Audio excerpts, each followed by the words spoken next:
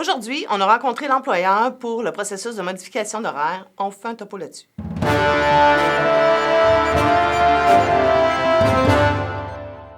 On va vous faire un petit historique de ce qui s'est passé là, dans la dernière semaine parce que on sait qu'avec le processus de modification d'horaire, là, disons que ça n'a pas été un long fleuve tranquille d'un succursale, là. Ça a commencé là, au début de la semaine quand il y a eu, disons, des fuites au niveau des horaires, puis du fait que les horaires descendaient déjà toutes faites. On en est ça au comité de soutien mercredi. On leur a dit que c'était pas comme ça que la convention fonctionnait. Il fallait que les employés puissent avoir le processus 10-6, le faire comme il faut, que ça allait à l'encontre de l'arbitrage qu'on avait gagné, puis qu'on avait maintenant enchâssé dans la convention collective en plus. Donc, ils nous ont dit, s'il y a des problèmes, référez-vous à la personne responsable. Mais là, le problème, c'est qu'il y en avait tellement que ça commençait à être le bordel à se référer.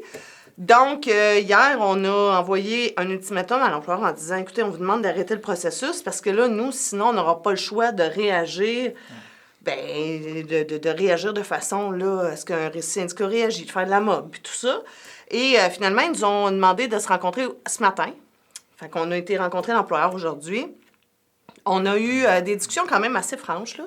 Oui, c'était franc. Franches puis ouvertes, là, de part et d'autre, là, je pense, parce que finalement, on a demandé... ce qu'on leur disait, c'est clair que vous avez envoyé des mots d'ordre sur le terrain parce que ça se peut pas que tout d'un coup, il se passe quelque chose avec les horaires pareil partout sans qu'il y ait eu d'enlignement de données par la SAQ.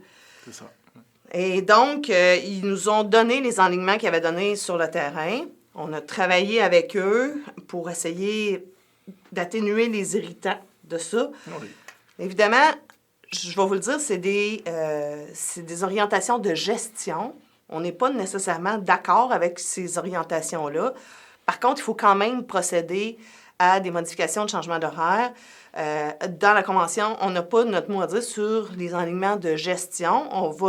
Après, on regardera comment on fait. On leur a dit qu'on n'était pas d'accord avec tout ça, puis qu'on ferait des actions en conséquence, parce qu'on est un syndicat, puis que notre job, c'est de défendre les membres. Puis s'il y a des choses qu'on pense qui vont à l'encontre des intérêts des membres, puis même, il y en a qui, selon nous, vont à l'encontre des intérêts de l'entreprise.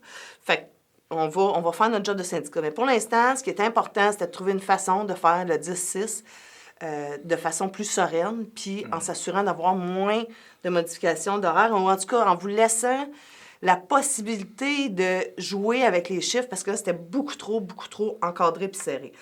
Fait que là, il y a un communiqué conjoint qui est rentré. Il y a 10 points. C'est les 10 orientations d'employeurs. Évidemment, les 4 premières, on est d'accord. C'est le respect de la convention collective. L'implantation de notre nouvelle convention collective, en fait. C'est les règles sur lesquelles on s'est entendu dans la nouvelle convention. Donc, ces 4 points-là, on est d'accord.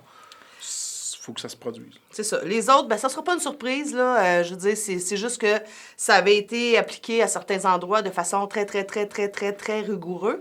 Puis, tu sais, ça avait été mis au bout du spectre de « on applique ça ». Et donc, on espère que ça va revenir, là, à quelque chose de plus balancé dans le réseau. Fait qu'on s'est entendu sur comment on était pour faire ça, 10-6? Oui, en fait, après avoir regardé les 10 choses à appliquer, on a dit on va revenir un peu à la base. On ne peut pas recommencer à zéro parce que le temps nous manque. On va recommencer ça la semaine prochaine. En fait, la première chose à vous dire, c'est qu'on a mis un hold sur 10-06. Donc, ce soir, en fin de semaine, on n'en parle pas. On passe à autre chose. On commence mardi avec la nouvelle façon de faire. En fait, la façon qu'on connaît plus de l'application 10-06. Ce qui va se passer dans un premier temps, c'est que les directeurs de succursales vont prendre les besoins qui ont été faits, qui ont été descendus. Donc, ils vont les prendre, ils vont s'asseoir avec le CPOS de succursale, puis ils vont regarder ensemble les besoins de cette fois-là de façon ouverte. Ils vont, avec de l'écoute, puis une procédure beaucoup plus ouverte que celle qu'on a connue dans les dernières semaines, où là, c'était, voici les besoins, tu peux pas bouger, toucher à ça, on peut pas, tu peux les regarder, mais c'est tout. Là, on va ouvrir un peu comme avant. Donc, vous allez avoir les besoins vont être déjà faits parce que, ils sont déjà faits et on va travailler avec celui-là. Donc, les besoins qui sont là, par contre, on s'entend avec l'employeur qui pourront être modifiés, changés, collés ensemble. Il peut y avoir des modifications quand le directeur et le COS pourront en discuter pour améliorer les besoins, améliorer les possibilités d'horaire ou être plus représentatifs de ce qui se passe dans leur succursale. Donc, ils auront cette latitude-là. Il y a un endroit où il y a une règle où on ne s'entend pas. Donc, on l'a mis dans le communiqué. Vous allez voir les étapes. Il y en a 7 pour appliquer le 1006. Dans un premier temps, c'est travailler sur les besoins opérationnels. Après ça, appliquer la procédure qu'on connaît. Donc, à l'intérieur de tout ça, on a, pour plusieurs personnes en parlent, c'est le chevauchement. Donc, quand 2 besoins se chevauchent un et l'autre, ce qui empêche les gens de se faire des journées de travail complètes, on ne s'entend pas sur cette règle-là, mais quand même, vu qu'on veut que la procédure fonctionne et avance, on s'entend pour qu'ils pourront, le COS et le gestionnaire, coller des besoins qui chevauchent, créer des besoins un peu plus longs, tout ça dans le respect de l'enveloppe budgétaire qui est allouée pour la succursale. Et s'il y a un manque ou s'il y a quelques petites choses qui ne fonctionnent pas ou il y aurait des demandes à faire, ils pourront les faire au directeur de secteur comme les années avant. Donc là, ils vont recevoir les besoins, travailler dessus, les renvoyer au directeur de secteur qui va les renvoyer. Et après, on va procéder à 1006, modification des horaires avec des besoins différents de ceux que vous avez vus. Donc, normalement, on ne devrait plus avoir des horaires de fait, on devrait avoir des besoins opérationnels, ce qui va nous permettre de faire 10-6 correctement, plus comme on le connaît. Tout à fait. Puis les directeurs pourront plus dire, si tu peux pas bouger rien, c'est l'horaire qui m'a été descendu. Là. Ça va être de leur responsabilité aussi de s'asseoir avec vous, puis de regarder ces besoins-là, puis de se laisser influencer aussi. Parce que c'est le rôle du COS là, de travailler pour influencer pour l'ensemble des besoins de l'équipe, puis d'essayer de démontrer à l'employeur, là, puis là, regarde, ça fonctionnerait mieux si c'était comme ça, puis comme ça. On vous demande de travailler les deux là, en ouverture d'esprit, mais aussi pour maintenir un bon climat de travail là, dans la succursale. Fait qu'on s'est pas mal entendu là-dessus. Ça a été quand même, je vous dirais, on a passé la journée là-dessus. Oui. On pensait que ce serait une petite réunion. Finalement, on vient juste de sortir. Donc, on s'est entendu aussi pour une autre chose, c'est que l'année prochaine, on fera pas ça de même. Fait qu'on s'est entendu pour dire, on va travailler ça avant plutôt que pendant parce que, ça fait toute qu'une crise là, au niveau des horaires. Et on a aussi... on s'est entendu avec l'employeur là, pour dire, écoutez, il y a des impacts majeurs sur les COS. Puis on leur a les COS CPOS. On leur a exposé ce que vous nous avez dit via les médias sociaux, via vos délégués. Courriel. Oui, limite, là. Toutes les façons que vous pouviez communiquer avec nous. Vous êtes très débrouillards pour nous rejoindre.